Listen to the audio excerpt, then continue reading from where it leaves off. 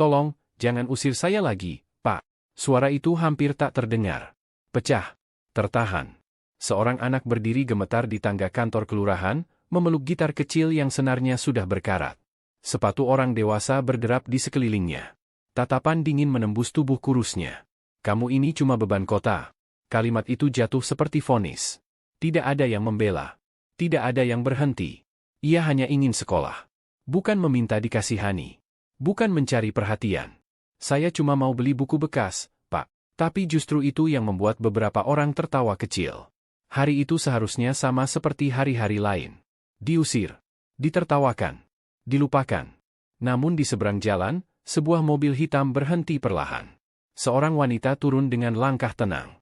Di tangannya ada surat yang sudah 10 tahun ia simpan. Surat yang namanya pernah dihapus dari catatan kota ini. Cerita ini bukan tentang uang. Bukan tentang orang kaya yang merasa iba.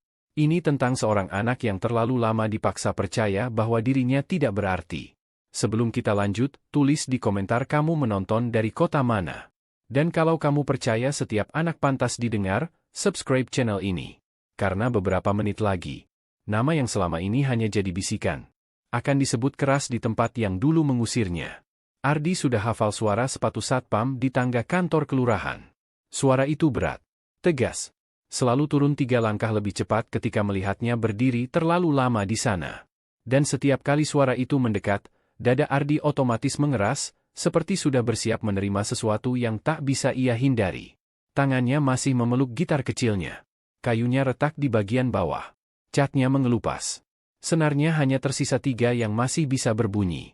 Tapi itu satu-satunya benda yang membuatnya merasa punya sesuatu di dunia ini. Sudah dibilang jangan berdiri di sini, suara satpam itu datang lagi, datar, lelah, tanpa benar-benar melihat wajahnya. Ardi tidak menjawab.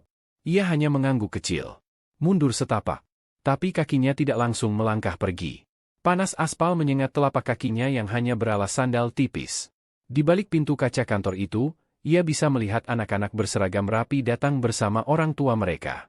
Tertawa, mengobrol tentang tugas sekolah. Ia menelan ludah. Hari ini ia tidak berniat mengamen lama. Ia hanya ingin menunggu sampai pegawai yang kemarin menjanjikan informasi tentang sekolah gratis itu keluar. Ia ingin bertanya lagi. Hanya memastikan. Mungkin saja ada formulir yang bisa ia isi. Mungkin saja ada kesempatan yang tidak sengaja tersisa untuk anak seperti dia. Saya cuma mau tanya soal sekolah, Pak, ucapnya pelan, hampir seperti berbicara pada dirinya sendiri. Satpam itu menghela napas. Kamu itu kalau dibilangin susah ya. Orang tua kamu mana? Pertanyaan itu menusuk lebih dalam dari bentakan. Ardi menunduk. Pandangannya jatuh ke bayangan tubuhnya sendiri di lantai keramik yang memantulkan cahaya siang. Nggak ada, Pak. Jawaban itu selalu terdengar sama. Singkat. Kosong.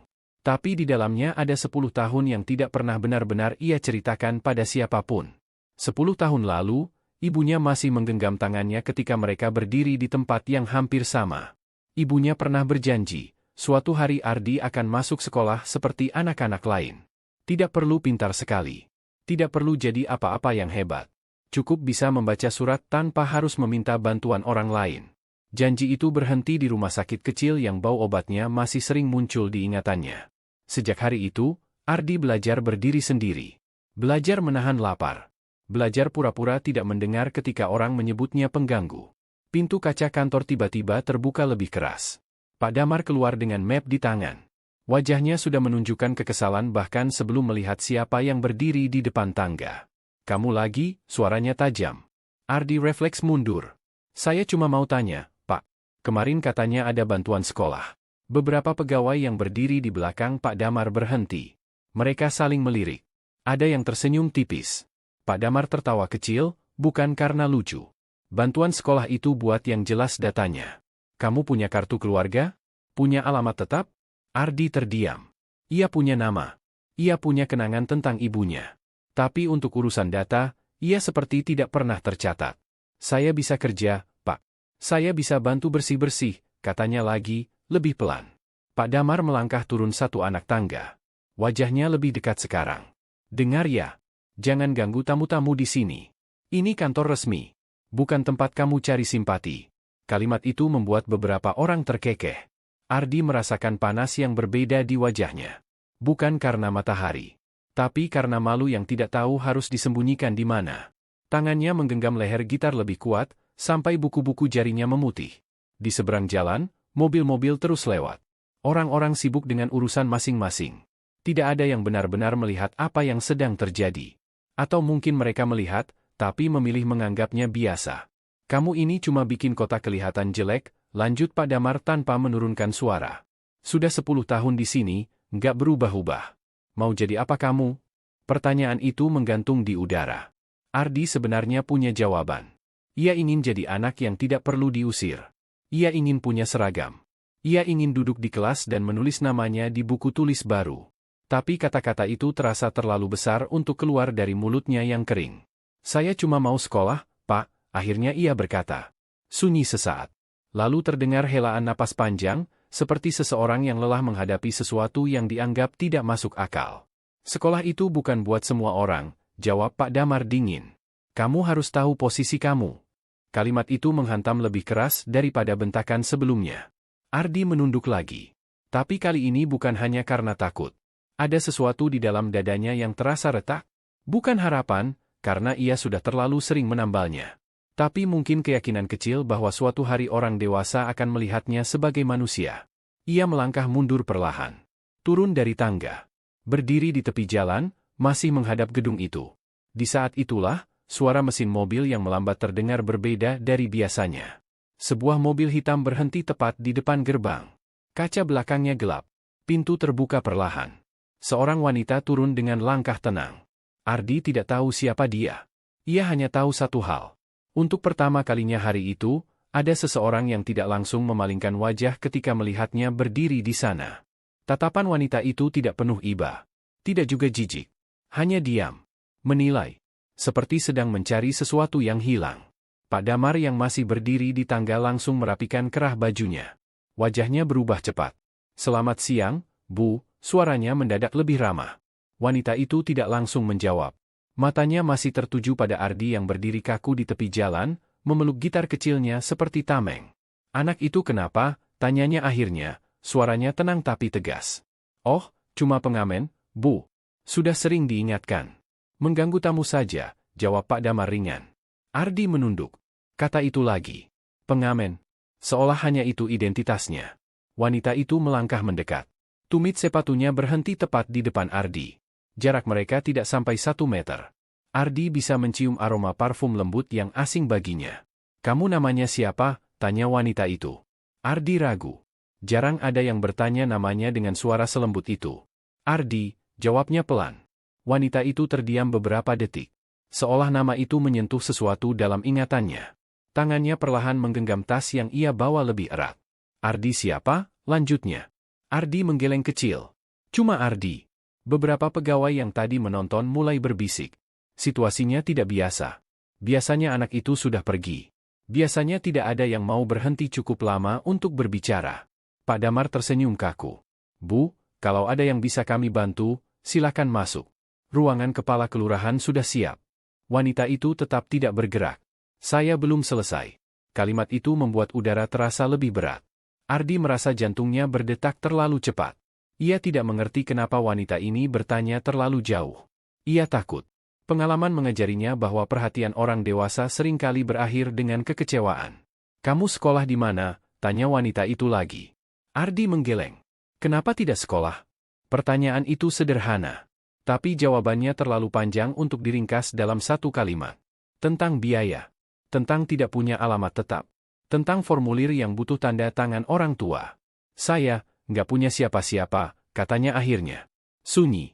Pak Damar terkekeh kecil, mencoba mencairkan suasana. Anak ini memang sering bikin cerita menyedihkan, Bu. Tapi ya begitulah. Wanita itu menoleh perlahan ke arah Pak Damar. Tatapannya berubah tipis. Bukan marah, tapi tajam. Cerita menyedihkan tidak selalu berarti bohong, ucapnya pelan. Beberapa orang mulai benar-benar memperhatikan sekarang. Wanita itu kembali menatap Ardi. Ibumu namanya siapa? Pertanyaan itu membuat tubuh Ardi menegang. Sudah lama tidak ada yang menyebut kata itu di depannya tanpa nada kasihan atau basa-basi. Ia menelan ludah. Tenggorokannya terasa kering. Sari, jawabnya hampir tak terdengar. Wajah wanita itu berubah. Sangat halus. Tapi jelas. Seperti seseorang yang akhirnya menemukan potongan puzzle yang ia cari bertahun-tahun. Sari, ulangnya pelan. Tangannya masuk ke dalam tas. Ia mengeluarkan sebuah amplop coklat yang sudut-sudutnya sudah aus. Kertasnya terlihat lama. Disimpan dengan hati-hati. Pak Damar yang tadi tampak santai kini memperhatikan dengan lebih serius. "Itu apa ya, Bu?" tanyanya hati-hati. Wanita itu tidak menjawabnya. Matanya tetap pada Ardi. "Ibumu pernah bekerja di pabrik tekstil?" tanyanya lagi. Ardi mengangguk kecil. Ingatannya tentang ibunya memang samar. Tapi ia ingat bau kain. Ia ingat tangan ibunya yang sering penuh serabut benang halus. Wanita itu menarik napas dalam. 10 tahun lalu, katanya pelan, ibumu menitipkan sesuatu. Kalimat itu menggantung di udara seperti ancaman yang belum jelas bentuknya. Pak Damar langsung menyela. "Bu, mungkin ada kesalahpahaman. Data kami jelas kok." "Tidak ada. Saya belum selesai, Pak," potong wanita itu. "Tetap tenang." Suasana di depan kantor berubah total. Pegawai yang tadinya ingin masuk kembali berhenti. Satpam yang tadi mengusir Ardi kini berdiri diam tanpa tahu harus bersikap bagaimana. Ardi sendiri merasa kakinya seperti menancap ke tanah. Ia tidak mengerti apa yang sedang terjadi. Tapi ia tahu satu hal. Nama ibunya disebut bukan dengan nada meremehkan. Bukan sebagai beban. Wanita itu berjongkok perlahan agar sejajar dengan Ardi. Untuk pertama kalinya, ada orang dewasa yang merendahkan posisi tubuhnya agar sejajar dengan dirinya. "Ardi," ucapnya lembut, "kamu ingat terakhir kali ibumu bicara tentang seseorang bernama Ratna?" Nama itu asing. Ardi menggeleng. Wanita itu tersenyum tipis. Senyum yang menyimpan banyak hal. "Nama saya Ratna," katanya pelan. Pak Damar terlihat membeku sesaat ketika mendengar nama itu. Dan untuk pertama kalinya sejak 10 tahun berdiri di tempat itu, Ardi merasakan sesuatu yang belum pernah ia rasakan sebelumnya. Bukan harapan, tapi ketegangan yang aneh. Seolah sesuatu yang selama ini dikubur, perlahan mulai digali kembali. Angin siang itu tiba-tiba terasa lebih panas. Ardi tidak mengerti kenapa jantungnya berdetak seperti sedang berlari, padahal ia hanya berdiri diam di depan seorang wanita yang bahkan baru saja menyebut namanya sendiri. Ratna. Nama itu berputar pelan di kepalanya. Asing. Tapi cara wanita itu mengucapkan nama ibunya, tidak asing sama sekali. Ratna berdiri perlahan. Amplop coklat itu masih di tangannya. Ia tidak langsung membukanya. Ia menatap Pak Damar yang kini tak lagi setenang tadi. "Pak Damar," ucapnya pelan, 10 tahun lalu, seorang karyawan saya bernama Sari datang ke kantor kelurahan ini." Pak Damar tersenyum kaku. "Banyak warga datang ke sini, Bu." "Mungkin saja. Dia datang membawa surat keterangan dan dokumen titipan," lanjut Ratna, memotong tanpa meninggikan suara. "Dokumen itu ditujukan untuk anaknya." Sunyi. Beberapa pegawai mulai saling pandang. Nama Sari seperti membuka ingatan samar yang selama ini tidak pernah benar-benar mereka sentuh. Ardi menatap Ratna tanpa berkedip. "Dokumen. Titipan. Untuk anaknya. Untuk dirinya?" Ratna akhirnya membuka amplop itu. Kertas di dalamnya sudah menguning. Ada lipatan-lipatan lama yang menunjukkan betapa sering surat itu dibuka dan dilipat kembali. "Saya menerima salinan surat ini sehari setelah Sari meninggal," kata Ratna pelan, tapi cukup keras untuk didengar semua orang. Ia tidak sempat kembali mengambilnya. Pak Damar langsung mengangkat tangan, seperti ingin menghentikan sesuatu yang belum selesai. "Bu, maaf. Kalau memang ada dokumen resmi, tentu sudah tercatat. Di sini semua ada prosedurnya." Ratna menoleh perlahan. "Benar. Semua ada prosedurnya." Kalimat itu terdengar sederhana. Tapi nadanya membuat udara semakin berat. Ardi merasa kepalanya pening. Ia tidak tahu harus berdiri atau duduk. Tidak tahu harus percaya atau bersiap kecewa lagi. 10 tahun hidup di jalan membuatnya terbiasa tidak berharap terlalu tinggi. Ratna menatap Ardi kembali. "Ibumu tidak pernah meninggalkanmu tanpa alasan," katanya lembut. Kalimat itu seperti memecah sesuatu di dalam dada Ardi. Selama ini, ia sering bertanya dalam hati, kenapa ibunya pergi begitu saja? Kenapa tidak ada pesan? Kenapa ia harus sendirian? Ia tidak pernah berani mengucapkannya keras-keras. Tapi pertanyaan itu selalu ada. "Dia datang kepada saya," lanjut Ratna, "karena ia tahu ia sakit. Ia tidak ingin kamu terlantar." Pak Damar tertawa kecil, mencoba menepis tekanan yang mulai terasa. "Bu Ratna, dengan segala hormat, ini kantor pemerintahan. Kalau ada dana atau titipan, pasti sudah diproses sesuai aturan." Ratna mengangguk pelan.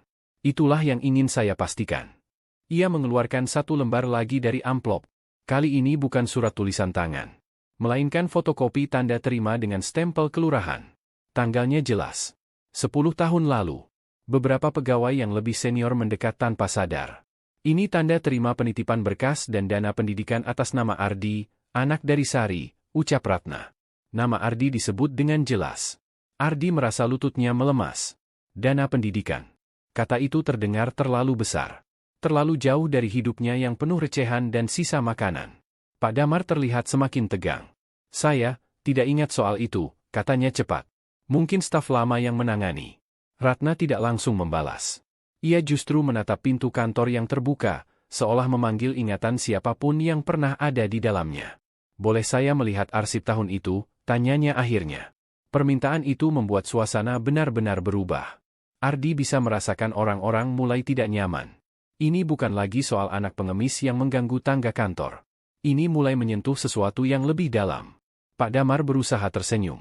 Arsip lama tidak mudah diakses begitu saja, Bu. Ratna menatapnya lama. Saya tidak datang ke sini untuk mempermalukan siapapun. Saya hanya ingin memastikan titipan seorang ibu sampai ke anaknya. Kalimat itu seperti tamparan yang halus tapi keras. Ardi tidak sanggup lagi menahan air di matanya. Ia cepat-cepat menunduk, berharap tidak ada yang melihat.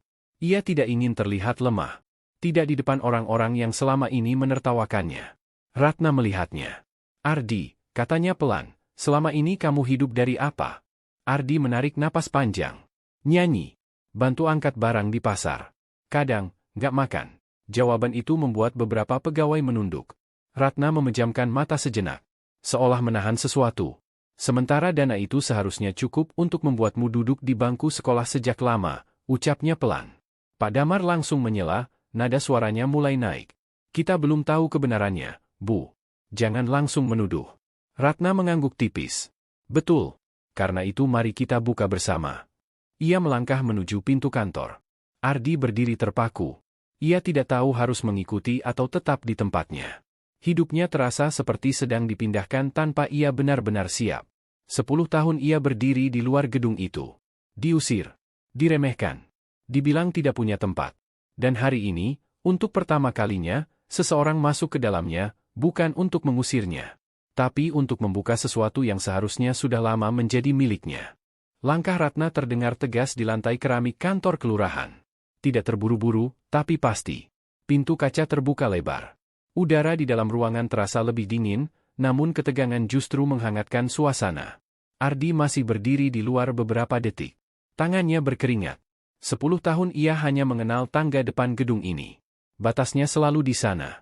Di bawah papan nama yang terasa terlalu tinggi untuk dijangkau. Masuk, Ardi, suara Ratna memanggil tanpa menoleh. Kalimat itu sederhana. Tapi bagi Ardi, itu seperti izin pertama dalam hidupnya untuk melangkah melewati garis yang selama ini tak terlihat tapi sangat nyata. Ia melangkah pelan. Sandalnya menggesek lantai bersih yang mengilap. Beberapa pegawai memperhatikannya dengan tatapan berbeda dari biasanya. Bukan sekadar jengkel. Ada campuran penasaran dan tidak nyaman. Pak Damar berjalan lebih dulu menuju ruang arsip di belakang. Tangannya terlihat sedikit gemetar ketika memutar kunci lemari besi tinggi yang berdiri di sudut ruangan. Arsip 10 tahun lalu banyak yang sudah dipindahkan, katanya cepat, seperti memberi alasan sebelum benar-benar mencari. Ratna berdiri tidak jauh dari situ. Tatapannya mengikuti setiap gerakan. Silakan kita lihat bersama, ucapnya tenang. Lemari itu terbuka. Map-map coklat tersusun rapi, sebagian sudah berdebu. Pak Damar menarik satu bundel besar bertuliskan tahun yang dimaksud. Ia meletakkannya di meja dengan sedikit hentakan, seolah ingin menunjukkan bahwa semuanya biasa saja. Ardi berdiri di sisi ruangan. Ia merasa kecil di antara meja-meja besar dan rak tinggi. Tapi kali ini ia tidak diusir. Tidak disuruh menunggu di luar. Ratna membuka map pertama. Ia membaca cepat, lalu memindahkannya. Map kedua. Ketiga. Pak Damar ikut membuka beberapa lembar, pura-pura membantu. Tidak ada, katanya setelah beberapa menit, nadanya sedikit terlalu cepat. Tidak tercatat atas nama itu. Ratna tidak menjawab. Ia mengeluarkan fotokopi tanda terima dari tasnya dan meletakkannya di meja. Nomor registrasi ini, katanya pelan, harusnya sesuai dengan salah satu berkas di sini. Pak Damar terdiam sepersekian detik. Lalu ia membalik beberapa lembar lagi. Tangannya kini lebih kaku. Seorang pegawai tua yang sejak tadi diam di sudut ruangan mendekat. Rambutnya sudah memutih, matanya menyipit membaca nomor yang disebut Ratna. Nomor itu, seingat saya pernah saya lihat, gumamnya pelan. Pak Damar menoleh cepat. Pak Harun, mungkin Bapak salah ingat. Pak Harun tidak langsung menjawab. Ia mengambil satu map tipis dari tumpukan bawah. Map yang warnanya sedikit berbeda, seperti pernah dipindahkan lalu diselipkan kembali. Ia membuka pelan. Sunyi. Hanya suara kertas digeser dan napas orang-orang yang mulai terasa berat. Di dalam map itu ada salinan dokumen penitipan. Ada nama Sari. Ada tanda tangan. Dan ada satu lembar yang seharusnya tidak ada di sana. Lembar laporan internal dengan catatan kecil di sudutnya. Ditahan sementara. Menunggu konfirmasi lanjutan. Ratna membaca kalimat itu keras-keras. Ditahan oleh siapa? Tanyanya, masih dengan suara tenang. Pak Damar menelan ludah. Itu prosedur biasa kalau ada data yang belum lengkap. Ratna mengangkat satu lembar lagi. Tapi di sini tertulis data sudah lengkap. Pak Harun kini benar-benar mengingat. Waktu itu, memang ada dana masuk, katanya pelan. Cukup besar untuk biaya sekolah beberapa tahun. Ardi merasa telinganya berdenging. Dana itu nyata. Bukan hayalan. Bukan cerita sedih yang ia buat-buat. Pak Damar mulai kehilangan kesabarannya. Ini tidak sesederhana itu. Bisa saja ada miskomunikasi. Atau mungkin dana sudah dialokasikan untuk program lain. Program lain? Ratna memotong, kali ini suaranya sedikit lebih dalam. Dana atas nama anak yatim dialihkan tanpa persetujuan. Ruangan itu terasa mengecil. Ardi tidak sepenuhnya mengerti bahasa administrasi. Tapi ia mengerti satu hal. Ada sesuatu yang seharusnya sampai padanya. Dan sesuatu itu berhenti di ruangan ini. Pak Damar mengusap dahinya. Saya hanya menjalankan keputusan atasan waktu itu. Siapa atasannya? Tanya Ratna cepat. Pak Damar terdiam. Tatapan semua orang kini bukan lagi pada Ardi. Untuk pertama kalinya, pusat perhatian berpindah. Ardi berdiri kaku. Campuran marah, sedih, dan bingung berputar di dadanya. 10 tahun. 10 tahun ia tidur di emperan. 10 tahun menahan lapar. 10 tahun percaya bahwa ia memang tidak punya hak untuk bermimpi. Dan ternyata, mungkin bukan takdir yang menahannya. Melainkan keputusan seseorang. Ratna menutup map itu perlahan. Saya tidak akan membawa ini keluar dulu, katanya. Saya ingin kita selesaikan dengan jujur. Pak Damar tidak menjawab. Ardi menatap meja itu lama. Nama ibunya tercetak jelas di atas kertas yang menguning. Bukti bahwa ibunya pernah berjuang. Pernah berusaha memastikan masa depannya. Ia tidak pernah ditinggalkan. Kebenaran itu terasa lebih menyakitkan daripada dugaan yang selama ini ia simpan. Karena jika ibunya tidak meninggalkannya, berarti ada orang lain yang memilih membiarkannya sendirian. Kalimat itu seperti bergema di dalam kepala Ardi. Selama ini ia belajar menerima bahwa hidup memang keras. Bahwa mungkin ia memang tidak beruntung. Bahwa mungkin Allah menuliskan jalan seperti ini untuknya. Tapi menerima takdir berbeda dengan mengetahui bahwa ada tangan manusia yang ikut menentukan. Ratna berdiri tegak di depan meja arsip. Tangannya masih memegang lembar laporan internal itu. Pak Damar, suaranya tidak lagi selembut tadi, di sini ada paraf. Semua mata kembali tertuju pada kertas itu. Sebuah paraf kecil di sudut kanan bawah. Tinta hitam yang sudah sedikit pudar, tapi masih jelas bentuknya. Pak Damar menegang. Itu hanya tanda pemeriksaan, katanya cepat. Bukan berarti saya yang memutuskan. Ratna menatapnya lurus. Tapi Bapak yang menerima berkas ini pertama kali. Ruangan kembali sunyi. Pak Harun membuka laci meja kecil di dekatnya. Tangannya bergerak pelan, seolah memanggil ingatan yang sudah lama ia kubur. Ia mengeluarkan buku registrasi lama yang sampulnya sudah kusam. Saya mencatat semua penitipan dana waktu itu, gumamnya pelan. Karena jumlahnya tidak kecil. Ia membuka halaman demi halaman. Suara kertas tua yang dibalik terdengar nyaring di tengah ketegangan. Lalu jarinya berhenti. Ini, katanya. Nama Sari tertulis rapi. Di sampingnya, jumlah dana. Cukup untuk membiayai sekolah dasar sampai menengah pertama. Ardi menatap angka itu lama. Angka yang selama ini tidak pernah ia miliki. Angka yang mungkin bisa mengubah 10 tahun hidupnya. Statusnya, tanya Ratna. Pak Harun membaca pelan. Ditahan sementara atas instruksi atasan langsung. Atasan langsung siapa? Ratna kembali bertanya. Pak Harun terdiam. Tatapannya perlahan bergeser ke arah Pak Damar. Tidak ada yang perlu dijelaskan lagi. Wajah Pak Damar memucat. Jangan langsung menyimpulkan, katanya dengan suara yang mulai kehilangan kendali. Waktu itu situasinya berbeda. Ada program pembangunan. Dana harus diprioritaskan. Dana pribadi atas nama anak yatim diprioritaskan untuk pembangunan. Ratna menekan. Untuk kepentingan bersama, bentak Pak Damar tiba-tiba.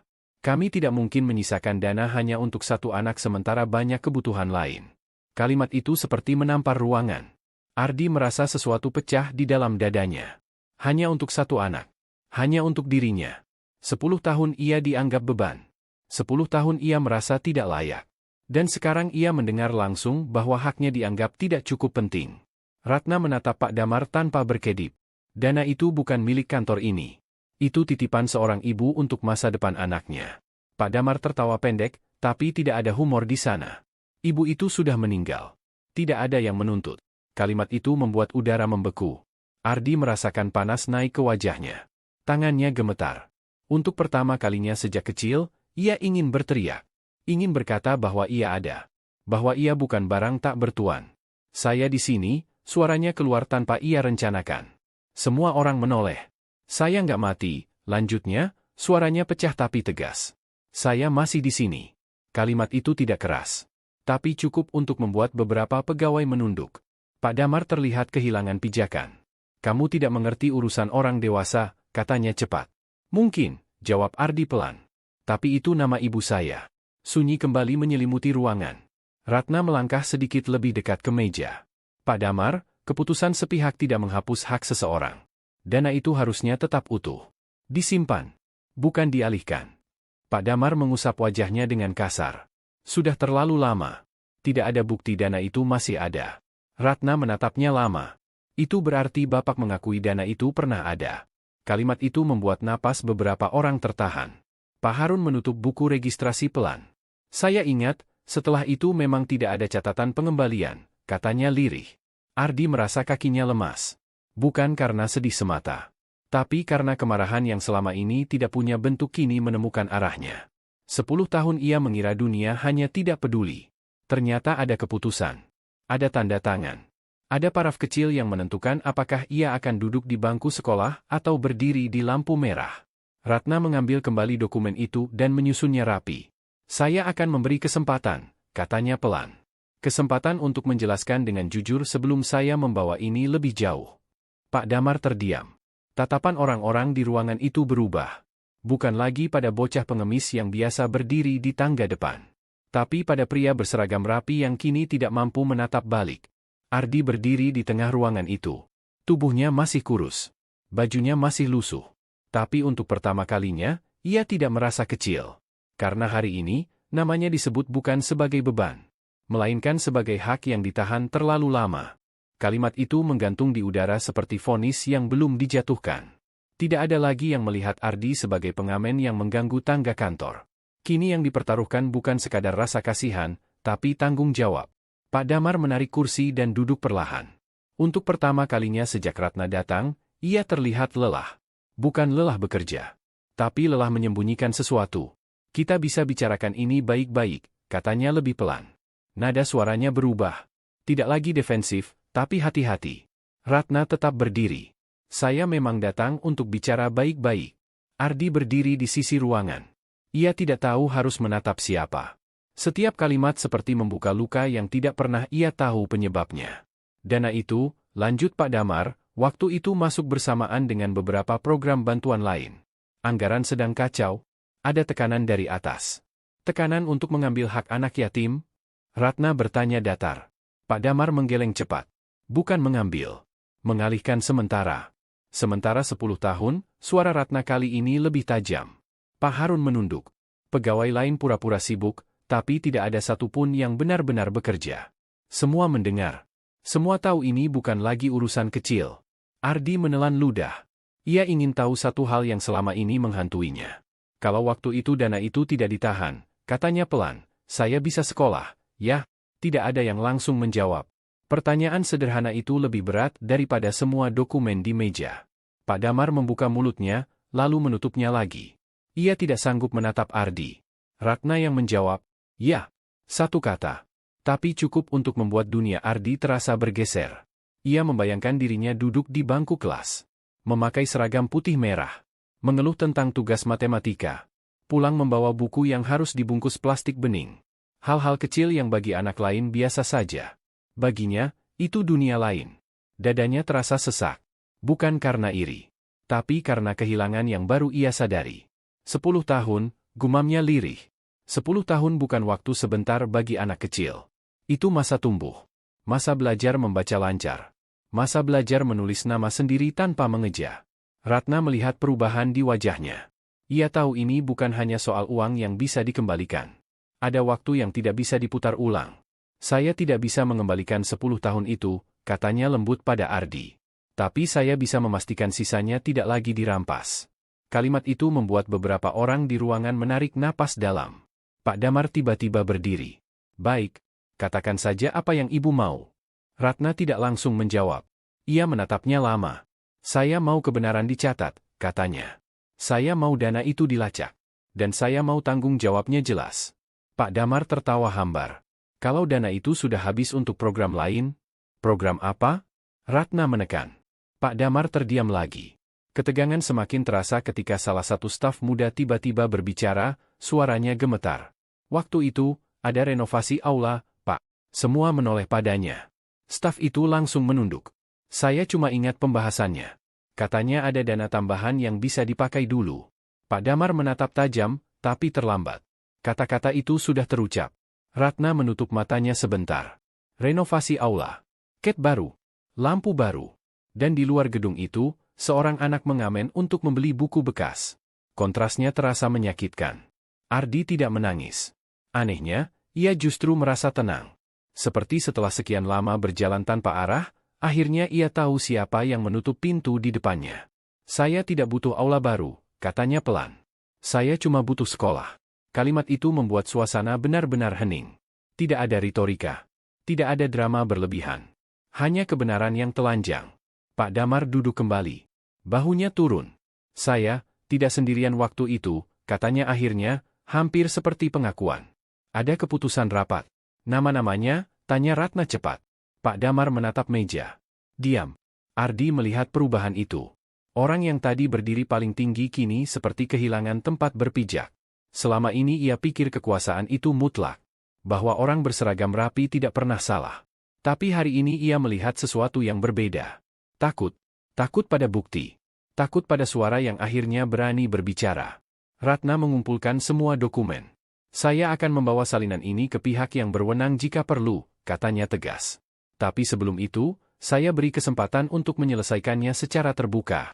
Pak Damar tidak lagi membantah. Ardi berdiri lebih tegak. Ia masih anak jalanan. Masih tidak punya rumah tetap.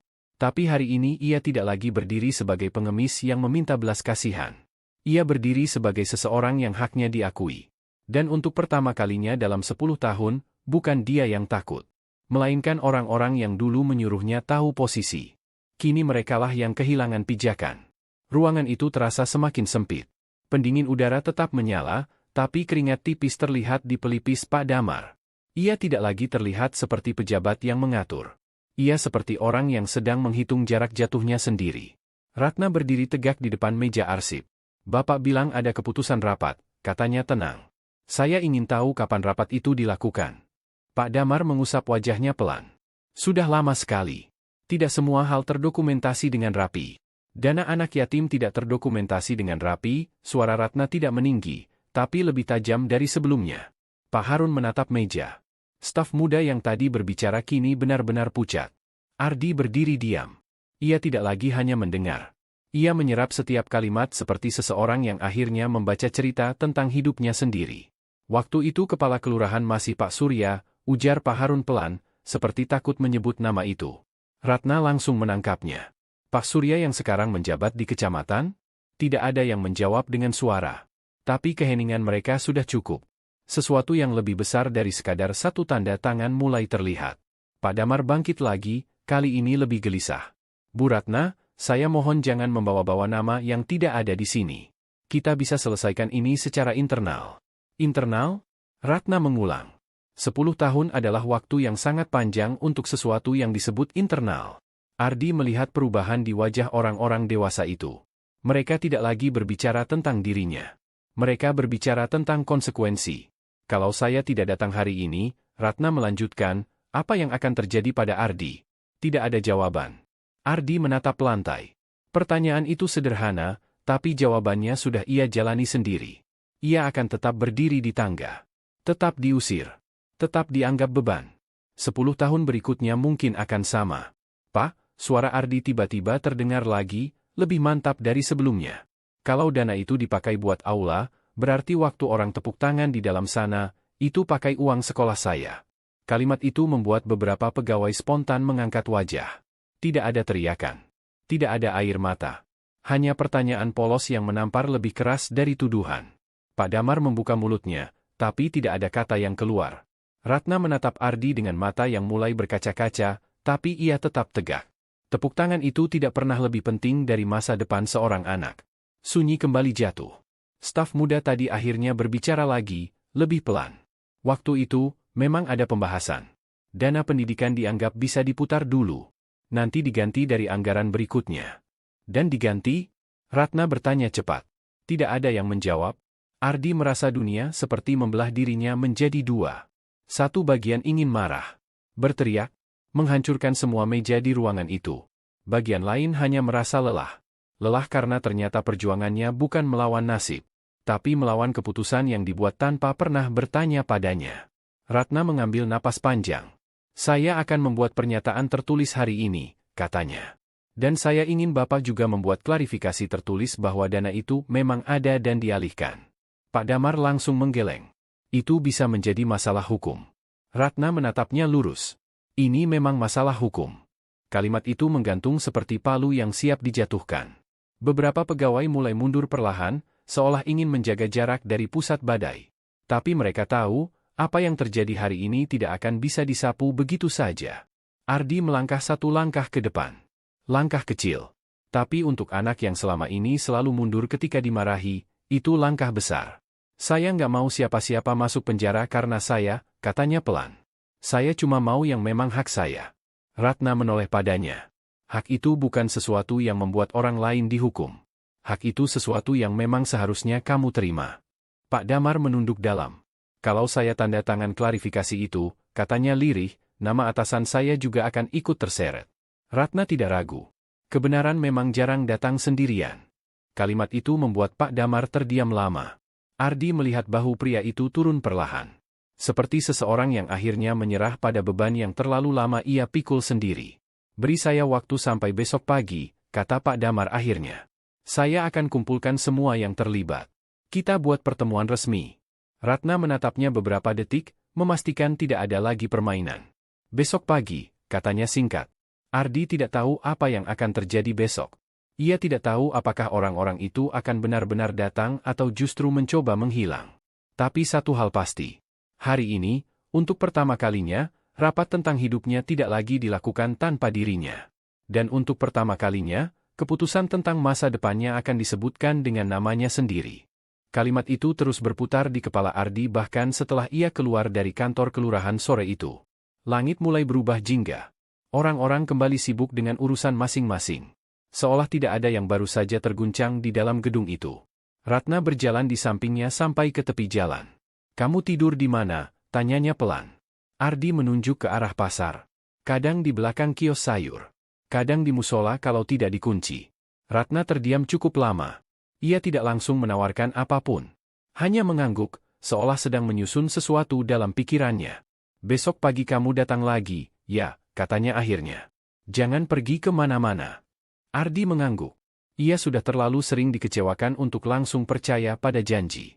Tapi ada sesuatu dalam suara Ratna yang membuatnya ingin menunggu. Malam itu, Ardi duduk di belakang kios sayur yang sudah tutup. Angin malam lebih dingin dari biasanya. Ia memeluk gitar kecilnya dan menatap langit yang gelap. 10 tahun. Kata itu terasa berbeda sekarang. Dulu ia menganggap 10 tahun adalah nasib. Sekarang ia tahu 10 tahun itu adalah keputusan seseorang. Ia memejamkan mata, mencoba mengingat wajah ibunya. Bau kain. Sentuhan tangan yang hangat. Ia teringat satu kalimat yang pernah ibunya ucapkan saat mereka berjalan pulang dari pasar. Kamu jangan takut bermimpi, Di. Kalau Allah kasih jalan, tidak ada yang bisa menutupnya. Dulu ia mengira jalan itu memang tertutup selamanya. Kini ia sadar, jalan itu mungkin sengaja ditutup. Langkah kaki mendekat dari kejauhan. Ardi membuka mata. Dua pria berdiri tak jauh darinya. Salah satunya adalah staf muda dari kantor tadi. "Kamu Ardi?" tanyanya pelan. Ardi mengangguk, waspada. "Pak Damar mau ketemu kamu sebentar," lanjut pria itu. Jantung Ardi langsung berdegup lebih cepat. "Sekarang?" Pria itu mengangguk. Ardi berdiri perlahan. Ada sesuatu dalam situasi itu yang terasa tidak biasa. Kenapa harus malam-malam? Kenapa bukan besok seperti yang dijanjikan? Ia mengikuti mereka beberapa langkah ke sisi pasar yang lebih sepi. Lampu jalan redup. Suasana terasa lebih sunyi dari biasanya. Pak Damar berdiri di sana. Tanpa jas. Tanpa meja besar. Hanya seorang pria dengan wajah yang terlihat lebih tua dari tadi siang. "Kamu sendirian?" tanyanya. Ardi mengangguk. Pak Damar menghela napas panjang. "Besok akan ramai. Akan banyak orang. Wartawan mungkin juga." Ardi tidak menjawab. "Saya hanya ingin bicara langsung dengan kamu," lanjutnya. "Kalau masalah ini diperbesar, bukan cuma saya yang kena. Banyak orang akan kehilangan pekerjaan." Ardi menatapnya. "Itu bukan salah saya, Pak." Pak Damar terdiam. "Saya tahu," katanya lirih. "Tapi kadang, hidup tidak sesederhana hitam putih." Ardi mengingat 10 tahun hidupnya. Tidur di lantai keras. Makan dari sisa. Diusir dari tangga. Baginya, hidup memang sederhana. Ada yang punya. Ada yang tidak. "Bapak pernah tanya ke saya waktu itu?" Ardi bertanya pelan. "Tanya apa? Mau uang saya dipakai buat aula atau enggak?" Kalimat itu membuat Pak Damar memalingkan wajah. "Saya tidak tahu kamu akan bertahan selama ini," katanya akhirnya. Ardi tersenyum tipis. Senyum yang tidak mengandung bahagia. "Saya juga tidak tahu saya bisa bertahan." Sunyi. Pak Damar mengeluarkan amplop putih dari sakunya. Lebih baru dari yang dibawa Ratna. "Ini ada sedikit uang. Anggap saja, bantuan pribadi. Besok kamu tidak perlu datang. Biar saya dan Bu Ratna yang urus." Ardi menatap amplop itu lama. Jumlahnya mungkin cukup untuk makan berbulan-bulan. Mungkin cukup untuk menyewa kamar kecil. Tapi itu bukan yang ia cari. "Saya nggak mau," katanya pelan. Pak Damar terlihat kaget. "Kenapa?" "Karena kalau saya nggak datang, rapatnya tetap tanpa saya." Kalimat itu membuat pria dewasa di depannya membeku. Ardi melanjutkan, suaranya gemetar tapi jelas. 10 tahun saya nggak ada di ruangan itu. Besok saya mau ada." Amplop itu tetap tergantung di udara beberapa detik, lalu perlahan turun kembali ke saku. Pak Damar menatap Ardi dengan cara yang berbeda. Bukan sebagai beban. Bukan sebagai pengganggu. Tapi sebagai seseorang yang tidak bisa lagi diatur diam-diam. "Besok pagi," kata Pak Damar pelan. Ardi mengangguk. Ia kembali ke tempat tidurnya malam itu dengan perasaan yang campur aduk. Takut, tegang, tapi juga teguh. Besok bukan hanya tentang uang. Bukan hanya tentang dokumen. Besok adalah tentang satu anak yang akhirnya memilih berdiri di dalam ruangan, bukan di luar pintu. Dan malam itu, untuk pertama kalinya, Ardi tidak merasa sendirian menunggu pagi. Pagi datang terlalu cepat. Langit masih pucat ketika Ardi sudah berdiri di depan kantor kelurahan. Ia tidak membawa apapun selain gitar kecilnya dan keberanian yang semalam hampir runtuh. Pasar belum sepenuhnya ramai. Tapi di depan gedung itu, beberapa orang sudah berkumpul. Ada pegawai yang datang lebih awal dari biasanya. Ada dua pria berjaket rapi yang tidak ia kenal. Satu di antaranya memegang kamera kecil. Ardi menarik napas panjang. Hari ini bukan lagi tentang amplop putih yang ditolak. Hari ini tentang keputusan yang tidak bisa dibatalkan dengan uang. Ratna datang tidak lama kemudian. Mobil hitamnya berhenti pelan. Ia turun dengan map tebal di tangan. Tatapannya langsung mencari Ardi. "Kamu datang," katanya pelan. Ardi mengangguk. "Saya bilang saya mau ada di ruangan itu." Ratna menatapnya beberapa detik, lalu tersenyum tipis. "Dan kamu memang harus ada." Pintu kantor terbuka. Suasana berbeda dari biasanya. Kursi-kursi disusun menghadap meja panjang di depan. Kepala kelurahan yang sekarang menjabat sudah duduk dengan wajah tegang. Pak Surya, mantan kepala kelurahan yang kini menjabat di kecamatan, juga hadir. Wajahnya serius. Terlalu serius. Pak Damar duduk di sisi kanan meja. Ia tidak lagi terlihat marah. Hanya lelah. Ardi melangkah masuk bersama Ratna. Beberapa bisikan terdengar. Itu anaknya. Yang dana pendidikan itu, untuk pertama kalinya, ia mendengar dirinya disebut bukan sebagai pengamen. Tapi sebagai anak yang punya cerita. Rapat dibuka dengan formalitas. Kata-kata tentang transparansi, tentang klarifikasi, tentang komitmen pelayanan publik. Ardi duduk di kursi paling depan, di samping Ratna. Kakinya tidak menyentuh lantai sepenuhnya. Tapi punggungnya tegak. Pak Surya akhirnya berbicara. 10 tahun lalu memang ada dana titipan, katanya hati-hati. Namun situasi anggaran saat itu tidak stabil. Ratna tidak menunggu lama. Ia membuka map dan mengeluarkan salinan dokumen. Situasi tidak stabil tidak memberi hak siapapun untuk mengalihkan dana pribadi atas nama anak. Ruangan kembali sunyi. Pak Surya menatap Pak Damar. Saudara Damar yang memproses administrasinya. Semua mata beralih. Pak Damar menarik napas dalam. Saya memproses sesuai keputusan rapat pimpinan waktu itu. Rapat yang tidak tercatat secara resmi. Ratna menekan. Tidak ada jawaban langsung. Ardi mendengar setiap kata seperti sedang mendengar vonis atas masa kecilnya sendiri. Salah satu pria berjaket rapi mengangkat tangan. Kami dari Inspektorat Daerah. Kami hanya ingin memastikan apakah benar dana itu dialihkan tanpa persetujuan pihak pemberi. Kata Inspektorat membuat beberapa pegawai terlihat semakin pucat. Pak Surya mencoba mempertahankan wibawa. Dana itu tidak hilang. Digunakan untuk fasilitas umum. Ratna menoleh pelan. Fasilitas umum tidak boleh dibangun dari pengorbanan diam seorang anak. Kalimat itu seperti memecah dinding yang selama ini menutupi kesalahan. Ardi menatap meja panjang di depannya. Ia membayangkan 10 tahun lalu, ketika namanya mungkin hanya angka di atas kertas. Tidak ada wajah. Tidak ada suara. Sekarang ia duduk di sini. Pak, suaranya terdengar tiba-tiba, membuat beberapa orang terkejut. Kalau uang itu buat aula, boleh saya lihat aula itu? Pertanyaan itu tidak ada di agenda. Pak Surya terdiam. Kami ingin melihat hasil dari keputusan itu, lanjut Ardi, lebih tenang. Biar saya tahu seperti apa sekolah saya yang ditukar. Ruangan membeku. Tidak ada yang menyangka kalimat itu keluar dari anak yang selama ini hanya berdiri di tangga. Ratna menatap Ardi dengan mata berkaca-kaca, tapi ia membiarkannya berbicara. Pak Damar akhirnya bersuara. Aula itu ada di belakang. Baru direnovasi waktu itu. Baik, kata Ratna. Mari kita lihat. Rapat mendadak berubah arah. Kursi-kursi bergeser. Orang-orang berdiri. Suasana formal pecah menjadi langkah-langkah yang berat menuju aula. Ardi berjalan di tengah rombongan itu. Pintu aula dibuka. Ruangan luas dengan cat yang masih terlihat lebih baru dari dinding lainnya. Lampu gantung besar di tengah. Lantai keramik mengilap. Ardi berdiri di ambang pintu. Ia membayangkan suara tepuk tangan. Acara peresmian. Foto-foto. Senyum pejabat. Sementara di luar gedung ini, seorang anak kecil berdiri memegang gitar rusak. Ia melangkah masuk perlahan. Tangannya menyentuh dinding yang dulu mungkin dibangun dari dana yang seharusnya menjadi buku-bukunya. Bagus ya, Pak? Tanyanya pelan, tanpa sarkasme. Tidak ada yang menjawab, karena di ruangan yang luas itu, untuk pertama kalinya, semua orang merasakan sesuatu yang tidak bisa ditutup dengan pidato. Bukan sekadar kesalahan administrasi. Tapi satu masa kecil yang diam-diam diganti dengan cat baru dan lampu terang. Ardi berdiri di tengah aula itu, memandangi langit-langit tinggi yang memantulkan cahaya lampu gantung. Pantulan itu jatuh ke lantai mengilap, ke sepatu-sepatu mahal para pejabat, lalu berhenti di sandal tipis yang ia pakai. Kontrasnya terlalu jelas. Ratna berjalan pelan ke tengah ruangan. Ia memutar tubuhnya perlahan, menatap dinding, jendela, panggung kecil di ujung aula. Di sini biasanya dipakai untuk apa? Tanyanya tenang. Pak Surya menjawab lebih dulu. Pertemuan warga. Acara resmi. Peresmian program. Peresmian apa waktu itu? Ratna menatap langsung. Pak Damar menjawab lirih, renovasi aula. Peresmian fasilitas pelayanan masyarakat. Ardi membayangkan hari itu.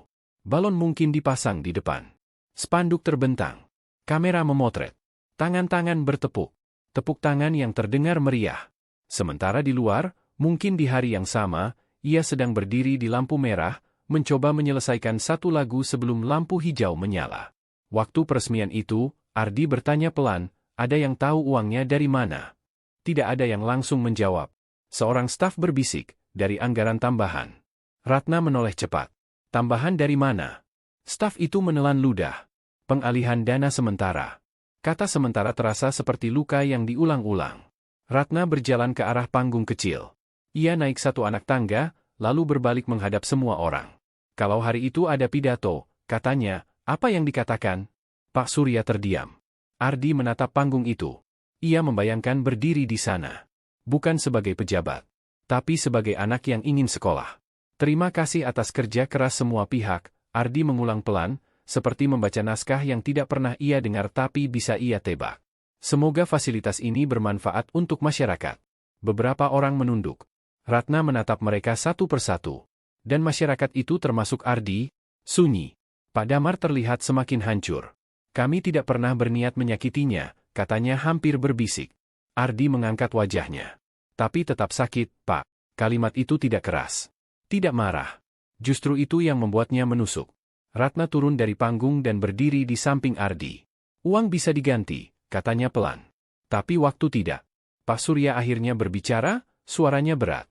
Kami siap bertanggung jawab secara administrasi. Dana itu akan dihitung kembali. Jika perlu, diganti. Ardi menatapnya. Diganti ke saya? Ya, jawab Pak Surya cepat. Ardi terdiam beberapa detik. Lalu ia menggeleng pelan. Saya nggak cuma mau uangnya.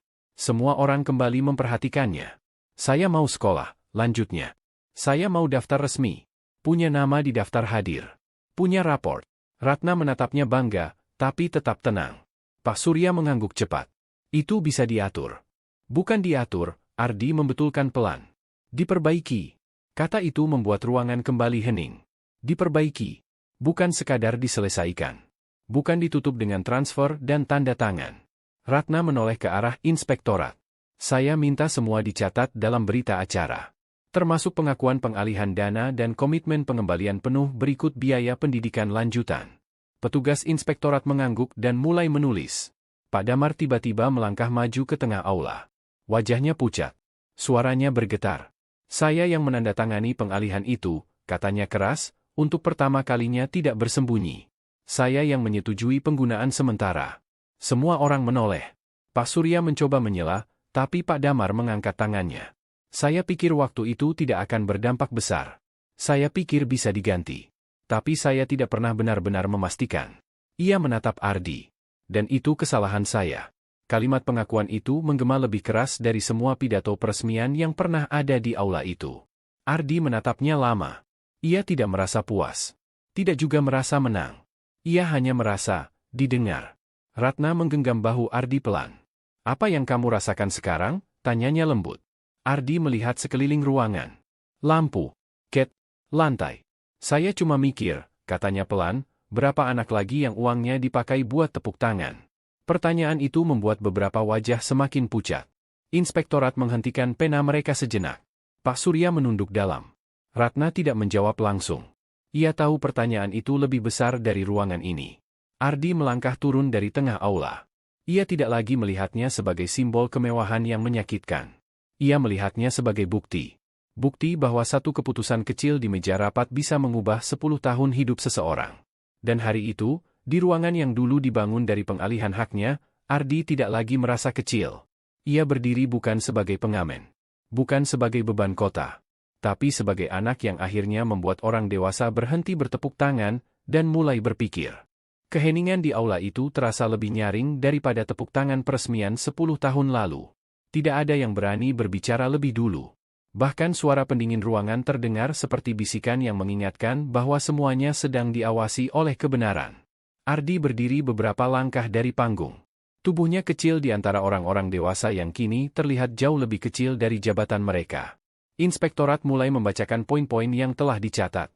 Pengakuan adanya dana titipan atas nama Ardi, anak dari almarhumah Sari. Nama itu disebut resmi. Jelas. Tidak lagi berbisik. Ardi merasakan sesuatu menghangat di dadanya. Pengakuan pengalihan dana tanpa persetujuan pihak pemberi. Pak Damar menunduk dalam. Ia tidak lagi mencoba membela diri. Komitmen pengembalian penuh dana berikut kompensasi keterlambatan dan pembiayaan pendidikan lanjutan sampai jenjang yang memungkinkan. Ratna menoleh pada Ardi. Kamu dengar itu? Ardi mengangguk pelan. Tapi ekspresinya tidak berubah menjadi senang. Tidak ada senyum lebar. Tidak ada sorak kemenangan. Karena di dalam dirinya, ada sesuatu yang lebih besar dari sekadar angka. Pak Surya maju satu langkah. Kami akan memastikan Ardi langsung didaftarkan ke sekolah negeri terdekat. Semua biaya ditanggung. Bukan cuma biaya, Ardi berkata pelan. Semua menoleh lagi. Saya nggak bisa langsung masuk kelas 6 atau 7, lanjutnya. Saya belum bisa matematika yang susah. Saya kadang masih salah baca. Kejujuran itu membuat suasana semakin berat. Ratna menatapnya lembut. Kita mulai dari manapun kamu siap. Pak Surya berdeham. Kami bisa atur guru tambahan. Ardi menggeleng kecil. Saya nggak mau diatur lagi. Kalimat itu membuat beberapa orang tersentak. Saya mau ikut tes. Kalau saya nggak lulus, saya belajar lagi. Tapi jangan karena kasihan. Ratna tersenyum tipis. Itu baru diperbaiki. Inspektorat menyelesaikan berita acara. Satu persatu dokumen ditandatangani. Kali ini tanda tangan tidak terasa seperti formalitas kosong. Pak Damar menandatangani terakhir. Tangannya sedikit gemetar. Setelah itu, ia berdiri menghadap Ardi. Saya tidak bisa mengembalikan waktu kamu, katanya pelan. Tapi saya minta maaf. Kata maaf itu tidak dramatis. Tidak panjang. Tapi terasa tulus. Ardi menatapnya lama. Bapak dulu bilang saya harus tahu posisi, ucapnya pelan. Pak Damar mengangguk, wajahnya pucat. Saya tahu sekarang posisi saya, lanjut Ardi. Saya anak yang punya hak. Ruangan kembali hening. Ratna menahan napasnya sesaat. Pak Surya menunduk lagi. Kali ini lebih dalam. Beberapa pegawai terlihat berkaca-kaca. Staf muda yang semalam mendatangi Ardi bahkan tidak berani mengangkat wajahnya. Mulai hari ini, kata Ratna tenang, kita tidak hanya memperbaiki satu kasus. Kita buka audit untuk semua dana pendidikan titipan yang pernah masuk. Kata audit membuat suasana kembali tegang. Pak Surya mencoba mempertahankan wajahnya. Itu akan besar dampaknya. Ratna menatapnya lurus. 10 tahun hidup seorang anak juga besar dampaknya. Tidak ada bantahan. Ardi melihat semua itu dengan perasaan campur aduk. Ada lega. Ada sedih. Ada kehilangan yang tidak bisa disebutkan dengan kata-kata. Ratna berjongkok di depannya. Kamu kuat sekali. Ardi menggeleng pelan. Saya cuma nggak mau diam lagi. Kalimat itu sederhana. Tapi mengubah arah segalanya. Di luar aula, beberapa warga mulai berkumpul. Kabar tentang rapat itu menyebar cepat. Ada yang datang karena penasaran. Ada yang datang karena merasa pernah mengalami hal serupa. Seorang ibu tua mendekat pada Ardi ketika mereka keluar dari aula. Anak saya juga pernah ditolak bantuan sekolah, katanya lirih. Katanya kuotanya habis. Ratna mendengar itu. Ardi menatap ibu itu. Ia tidak tahu harus berkata apa. Tapi ia tahu satu hal. Pertanyaannya tadi bukan hanya miliknya. Saya nggak tahu saya bisa bantu apa, katanya pada ibu itu. Tapi sekarang, kita bisa tanya bareng-bareng. Ratna tersenyum tipis mendengar itu. Pak Damar berdiri beberapa langkah di belakang mereka. Wajahnya masih pucat. Tapi sorot matanya berbeda. Mungkin untuk pertama kalinya, ia melihat lebih dari sekadar angka di laporan. Ia melihat wajah. Hari itu, di depan aula yang dulu diresmikan dengan tepuk tangan meriah, tidak ada tepuk tangan sama sekali. Yang ada hanya orang-orang yang mulai berani bertanya. Dan di tengah mereka, seorang anak dengan sandal tipis berdiri tegak. Bukan lagi menunggu belas kasihan. Tapi memulai sesuatu yang tidak pernah direncanakan dalam rapat manapun. Berita tentang rapat itu menyebar lebih cepat dari yang dibayangkan siapapun. Siang itu juga, potongan video dari dalam aula sudah beredar di ponsel warga. Bukan video dramatis. Hanya rekaman ketika Ardi berkata, saya anak yang punya hak. Kalimat sederhana itu mengguncang lebih keras daripada pidato panjang. Di depan kantor kelurahan, kerumunan semakin banyak. Warga berdiri berkelompok. Ada yang berbisik. Ada yang marah. Ada yang hanya diam, mencerna sesuatu yang selama ini mereka rasakan tapi tidak pernah bisa buktikan. Ratna berdiri di samping Ardi, melindunginya tanpa terlihat menguasai situasi. Ia tahu, hari ini bukan tentang dirinya. Seorang pria paruh baya maju dari kerumunan. Bajunya sederhana, tangannya kasar. Pak Surya, serunya. 2 tahun lalu saya juga titip berkas bantuan pendidikan untuk anak saya. Katanya lengkap. Tapi tidak pernah ada kabar. Suasana langsung berubah lagi. Pak Surya yang tadi berusaha menjaga wibawa kini terlihat benar-benar terpojok. Semua harus dicek satu persatu, katanya hati-hati. Cek sekarang, teriak seseorang dari belakang. Ardi berdiri di antara semua itu, dadanya bergetar. Ia tidak pernah membayangkan bahwa satu pertanyaannya bisa membuka pintu bagi begitu banyak suara. Ratna menoleh padanya. Kamu tidak sendirian, katanya pelan. Ardi mengangguk. Tapi perasaan di dadanya bukan bangga. Justru semakin berat. Ia menyadari sesuatu yang lebih menyakitkan. Kalau bukan karena Ratna datang membawa surat itu, ia mungkin akan tetap berdiri di tangga tanpa pernah tahu Berapa banyak anak lain yang tidak pernah tahu? Pak Damar akhirnya melangkah maju ke depan kerumunan. Wajahnya pucat, tapi suaranya lebih jelas dari sebelumnya. Kami akan membuka semua arsip dana pendidikan yang masuk 10 tahun terakhir, katanya keras. Dan siapapun yang merasa berhak, silakan datang dan periksa bersama. Kerumunan sedikit tenang. Inspektorat mencatat pernyataan itu. Beberapa wartawan lokal mulai mengambil gambar. Ratna menatap Pak Damar cukup lama. Ada penyesalan di sana. Ada ketakutan. Tapi juga ada keputusan. Ardi merasa dunia yang dulu hanya terdiri dari trotoar dan lampu merah kini tiba-tiba melebar. Seorang anak kecil mendekat padanya. Usianya mungkin 8 tahun. Bajunya juga lusuh. "Kak," katanya pelan, "kalau aku mau sekolah, harus gimana?" Pertanyaan itu seperti cermin. Ardi jongkok agar sejajar. "Datang besok ke sini," katanya. "Bawa nama kamu." Anak itu mengangguk, matanya berbinar.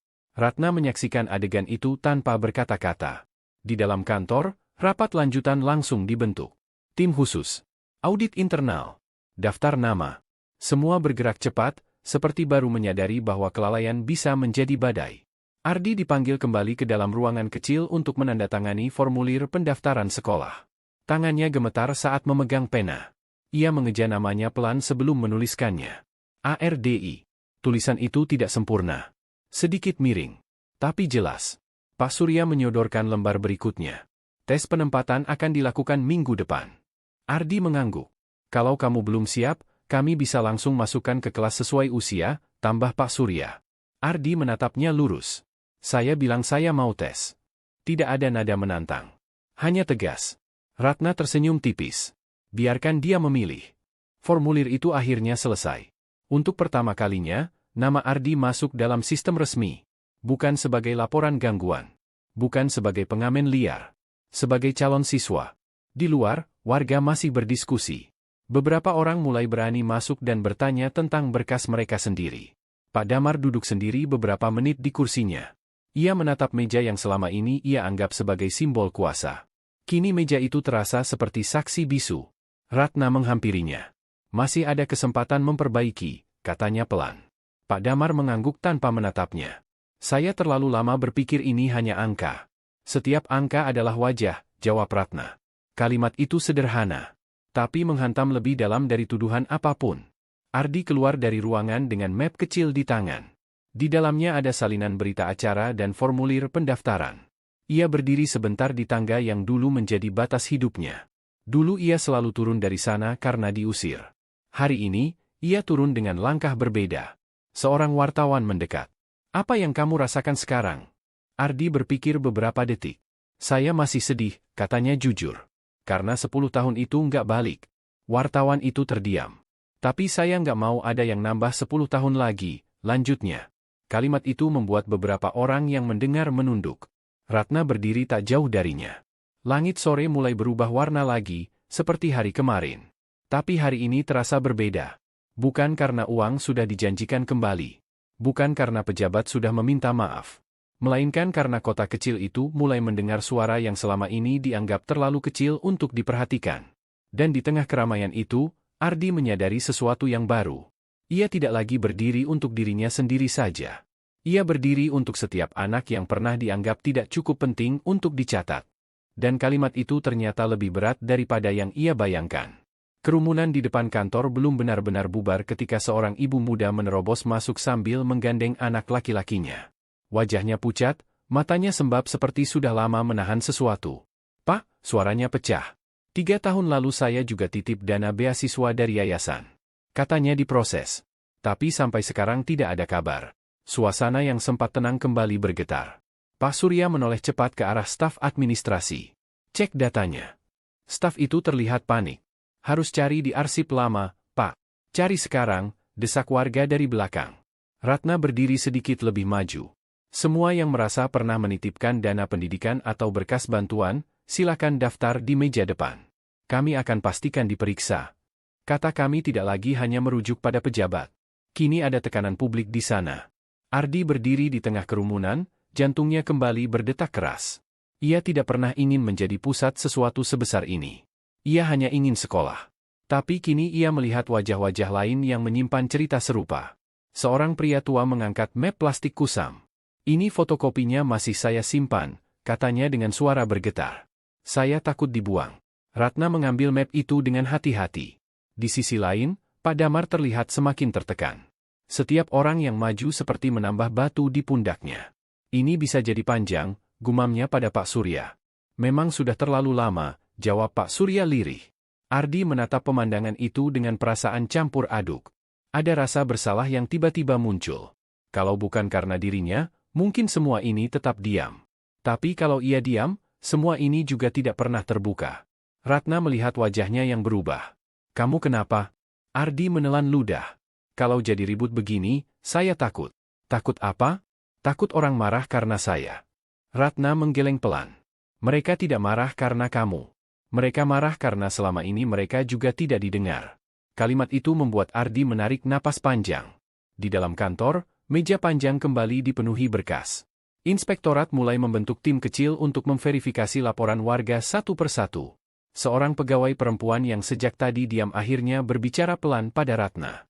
Sebenarnya, dulu pernah ada usulan supaya dana titipan dipisahkan di rekening khusus. Tapi tidak disetujui. Kenapa? Tanya Ratna. Katanya terlalu rumit. Rumit. Satu kata yang terdengar sederhana. Tapi dampaknya bisa 10 tahun. Di luar, matahari mulai turun perlahan. Tapi orang-orang belum ingin pulang. Mereka seperti takut jika meninggalkan tempat itu, kebenaran akan kembali dikunci. Seorang wartawan mendekati Pak Damar. Apakah Bapak siap jika kasus ini diperluas? Pak Damar tidak langsung menjawab. Ia menatap Ardi yang berdiri beberapa meter darinya. Saya sudah terlalu lama menunda, katanya akhirnya. Kalau memang harus diperluas, ya diperluas. Kalimat itu terdengar seperti pengakuan terakhir dari seseorang yang akhirnya berhenti melawan arus. Ardi melihat perubahan itu. Dulu, pria itu berdiri paling tinggi di tangga. Kini ia berdiri sejajar, bahkan sedikit lebih rendah. Seorang anak kecil yang tadi bertanya tentang sekolah kini berdiri lagi di dekat Ardi. Kak, besok aku datang bawa ibu ya. Ardi tersenyum kecil. Datang pagi-pagi. Anak itu mengangguk serius, seolah sedang membuat janji besar. Ratna menatap Ardi dengan sorot mata yang berbeda. Bukan lagi sekadar iba atau tanggung jawab. Ada rasa hormat. Kamu tahu tidak, katanya pelan, tidak semua orang dewasa berani melakukan apa yang kamu lakukan. Ardi menggeleng. Saya cuma nggak mau diam. Kadang itu yang paling sulit, jawab Ratna. Di dalam ruangan, staf mulai menghitung ulang estimasi dana yang pernah masuk. Angka-angka bermunculan di papan tulis kecil. 1 nama, 2 nama, 3 nama. Jumlahnya tidak sedikit. Pak Surya memijat keningnya. Kalau ini benar semua, kita harus bertanggung jawab lebih besar dari yang kita kira. Ratna menatap papan tulis itu. Lebih besar dari aula manapun. Sunyi lagi. Ardi memandangi papan itu dari jauh. Ia melihat bukan angka. Ia melihat nama-nama yang mungkin seperti dirinya. Ia tiba-tiba sadar. Beban yang selama ini ia pikul sendirian, kini mulai berpindah. Bukan karena ia melemparkannya. Tapi karena akhirnya orang lain mengakuinya. Langit benar-benar mulai gelap ketika sebagian warga akhirnya pulang dengan janji akan kembali besok. Pak Damar berdiri di depan tangga, memandang ke arah jalan. Ia melihat Ardi berdiri di tempat yang dulu selalu ia suruh kosongkan. Ardi, panggilnya pelan. Ardi menoleh. Saya tidak tahu apakah saya pantas minta maaf lagi, katanya pelan. Tapi terima kasih karena kamu datang pagi ini. Ardi terdiam beberapa detik. Kalau saya nggak datang, jawabnya pelan, Bapak mungkin masih pikir ini cuma angka. Pak Damar mengangguk, mata berkaca-kaca. Malam itu, kantor kelurahan tidak lagi terasa seperti gedung dingin yang tak tersentuh. Ia terasa seperti tempat yang akhirnya retak. Dan di antara retakan itu, suara anak kecil yang dulu diusir kini terdengar paling jelas. Ardi melangkah turun dari tangga untuk kedua kalinya hari itu. Tapi kali ini bukan karena diusir. Melainkan karena ia tahu, besok ia akan kembali. Bukan sebagai pengamen. Bukan sebagai korban. Tapi sebagai saksi hidup bahwa satu suara kecil bisa memindahkan beban yang terlalu lama dipikul diam-diam. Dan beban itu tidak jatuh tanpa suara. Malam itu, ketika Ardi kembali ke belakang kios sayur tempat biasa ia tidur, suasana tidak lagi terasa sama. Beberapa pedagang menatapnya berbeda. Bukan dengan iba. Bukan dengan kesal. Tapi dengan rasa ingin tahu yang dalam. Kamu masuk berita, kata seorang pedagang gorengan sambil menunjukkan layar ponselnya. Di layar kecil itu, wajah Ardi terlihat sedang berdiri di aula. Suaranya terdengar pelan namun jelas. Saya anak yang punya hak. Ardi menatap layar itu lama. Ia tidak merasa bangga. Justru perutnya terasa mual. Semakin besar cerita ini, semakin besar pula risikonya. Ia memeluk gitar kecilnya dan mencoba memejamkan mata. Tapi malam itu tidak mudah. Langkah kaki terdengar mendekat. Ardi membuka mata. Dua pria berdiri di depan kios. Wajah mereka tidak asing. Salah satunya pernah terlihat berdiri di belakang Pak Surya saat rapat tadi. "Kamu Ardi?" tanyanya singkat. Ardi duduk perlahan. "Iya." Pria itu tidak tersenyum. "Kamu sudah bikin situasi jadi ribut." Ardi tidak menjawab. "Kamu pikir ini cuma soal kamu sekolah?" lanjutnya pelan, tapi nadanya mengandung ancaman halus. "Banyak orang bisa kehilangan jabatan." Ardi menelan ludah. Jantungnya kembali berdetak keras seperti malam sebelumnya. "Saya cuma bilang yang benar," jawabnya pelan. Pria itu tertawa pendek. "Benar itu mahal." Kalimat itu menggantung di udara malam. Sebelum Ardi sempat menjawab, suara lain terdengar dari belakang. "Kalau benar itu mahal, kenapa selama ini dibayar dengan murah?" Ratna berdiri beberapa meter dari mereka. Dua pria itu menoleh. Wajah mereka berubah tegang. "Saya hanya mengingatkan anak ini," kata salah satu dari mereka. Ratna mendekat dengan tenang. Dia tidak perlu diingatkan untuk diam. Sunyi. Pria itu akhirnya mundur setengah langkah. "Kami hanya tidak ingin masalah ini diperbesar." Ratna menatapnya lurus. Masalahnya sudah besar sejak 10 tahun lalu. Hanya saja tidak ada yang berani melihat. Kedua pria itu akhirnya pergi tanpa banyak kata. Ardi masih duduk, tangannya sedikit gemetar. "Kamu takut?" tanya Ratna lembut. Ardi mengangguk jujur. "Takut." Ratna duduk di sampingnya, tidak peduli pada lantai yang kotor. "Takut bukan berarti kamu salah," katanya pelan. "Takut artinya kamu sadar ini penting." Ardi menunduk. "Kalau mereka marah sama saya?" Ratna menatapnya dalam-dalam. "Kalau ada yang marah karena kamu ingin sekolah, berarti masalahnya bukan di kamu." Malam itu Ratna tidak langsung pergi.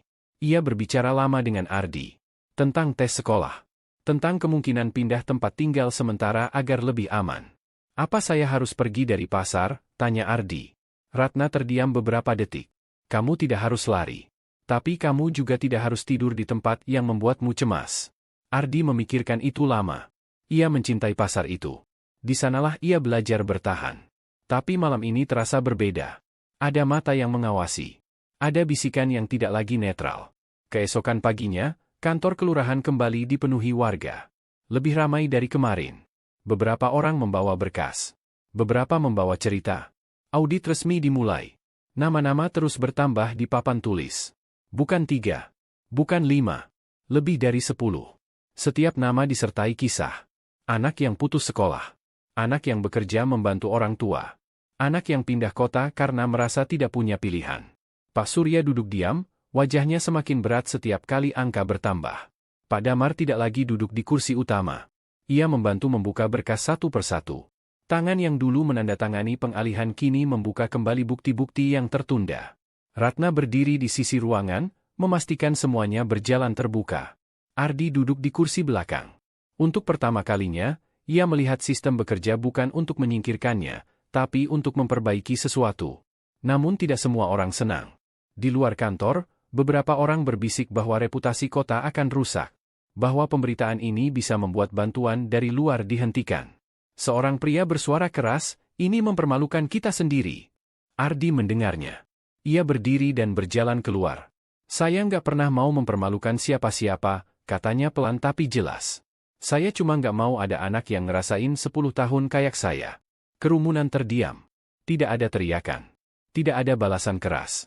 Hanya wajah-wajah yang mulai memahami bahwa diam lebih memalukan daripada mengakui. Menjelang sore, keputusan sementara diumumkan. Semua dana titipan pendidikan akan dipisahkan di rekening khusus yang diawasi bersama. Semua kasus lama akan diperiksa ulang. Dan untuk Ardi, sekolah bukan lagi janji. Tes penempatan dipercepat. Guru pendamping sudah ditunjuk. Ketika pengumuman itu selesai, tidak ada tepuk tangan. Hanya anggukan pelan dari orang-orang yang merasa akhirnya didengar. Ardi berdiri di tangga lagi. Tempat yang dulu menjadi simbol penolakan. Ratna berdiri di sampingnya. "Kamu siap?" tanyanya. "Siap apa?" tanya Ardi. "Siap kalau hidup kamu berubah." Ardi menatap jalan di depan kantor. "Saya nggak mau berubah jadi orang yang lupa," katanya pelan. Ratna tersenyum tipis. Kalau kamu sampai di sini tanpa lupa, kamu tidak akan lupa nanti. Langit mulai gelap lagi. Tapi kali ini, gelapnya tidak terasa seperti ancaman. Melainkan seperti penutup satu bab panjang yang akhirnya selesai dibaca dengan suara keras. Dan di tangga yang dulu membuatnya menunduk, Ardi berdiri lebih tegak dari sebelumnya.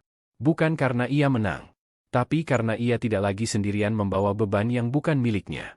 Dan untuk pertama kalinya dalam hidupnya, beban itu terasa ringan. Beberapa hari kemudian, Ardi berdiri di depan gerbang sekolah negeri yang dulu hanya berani ia pandangi dari jauh. Seragam yang ia kenakan masih terasa asing di tubuhnya. Kemeja putih itu sedikit kebesaran. Celananya masih kaku karena baru. Tangannya berkeringat. Ratna berdiri di sampingnya, tidak terlalu dekat. Memberi ruang. Memberi pilihan. Kamu masih bisa mundur, katanya pelan. Ardi menggeleng. Saya sudah terlalu lama mundur. Gerbang itu terbuka. Suara bel masuk terdengar. Anak-anak berlarian kecil menuju kelas masing-masing. Beberapa menoleh ke arah Ardi. Ada yang penasaran. Ada yang berbisik. Dulu tatapan seperti itu membuatnya ingin menghilang. Hari ini, ia tetap berdiri. Kepala sekolah menghampiri. Ardi, ya? Tes penempatanmu kemarin bagus. Kamu memang tertinggal di beberapa pelajaran, tapi semangatmu kuat. Ardi mengangguk pelan. Tes itu tidak mudah. Ia berkeringat membaca soal matematika yang belum pernah ia pelajari. Tapi ia tidak menyerah. Saya mau belajar dari awal kalau perlu, katanya waktu itu. Dan hari ini, ia resmi diterima. Ratna menatapnya. Ini langkah pertama. Ardi memandang halaman sekolah. Bangku-bangku kayu. Pohon besar di tengah. Papan pengumuman yang penuh tempelan kertas. Dulu ia pikir sekolah adalah mimpi yang terlalu mahal. Sekarang ia tahu, yang mahal adalah keberanian untuk menuntut haknya. Ia melangkah masuk. Langkahnya tidak besar. Tidak dramatis. Tapi pasti. Di dalam kelas, ia duduk di bangku baris tengah. Guru memperkenalkan namanya secara singkat. Tidak ada cerita panjang tentang masa lalunya. Tidak ada pidato kasihan. Hanya satu kalimat sederhana. Ini teman baru kalian. Ardi menarik napas panjang. Teman. Kata itu terasa hangat. Jam pertama dimulai. Buku dibuka. Pena digerakkan. Ardi sedikit lambat menyalin tulisan di papan. Tapi ia tidak lagi merasa malu. Karena setiap huruf yang ia tulis adalah bukti bahwa 10 tahun itu tidak berhasil mematikan dirinya. Di luar sekolah, audit masih berjalan. Beberapa pejabat dipanggil untuk pemeriksaan lanjutan. Beberapa dana mulai dikembalikan. Sistem baru diterapkan. Tapi bagi Ardi, perubahan terbesar bukan di kantor kelurahan. Melainkan di meja kayu tempat ia duduk hari ini. Saat istirahat, seorang anak menghampirinya. Kamu yang masuk berita itu, ya? Ardi terdiam sebentar. Lalu mengangguk kecil. Anak itu tersenyum. Keren. Ardi menggeleng pelan. Enggak, saya cuma nggak mau diem. Kalimat itu kini terdengar berbeda. Lebih tenang. Lebih dewasa. Bel pulang berbunyi. Ardi berjalan keluar gerbang sekolah sendirian. Ratna menunggunya di luar. Gimana rasanya? Tanyanya. Ardi menatap langit sore yang cerah. Capek, katanya jujur. Tapi enak. Ratna tersenyum. Mereka berjalan berdampingan menuju mobil. Tapi sebelum masuk, Ardi berhenti sejenak dan menoleh ke arah sekolah. Ia tidak melihat bangunan megah. Ia melihat masa depan yang akhirnya tidak lagi tertutup. Saya nggak mau jadi orang yang cuma marah, katanya pelan. Ratna menatapnya. Saya mau jadi orang yang bikin orang lain nggak perlu berdiri di tangga kayak saya dulu. Ratna tidak menjawab. Ia hanya menepuk bahunya pelan. Langit sore itu tidak membawa ancaman. Tidak juga membawa euforia berlebihan. Hanya ketenangan yang sederhana. Dan di kota kecil yang pernah menganggapnya tidak berguna, seorang bocah yang dulu membeku ketika namanya disebut kini berjalan pulang dengan kepala tegak. Bukan sebagai pengamen. Bukan sebagai beban. Tapi sebagai anak yang akhirnya berdiri tanpa takut.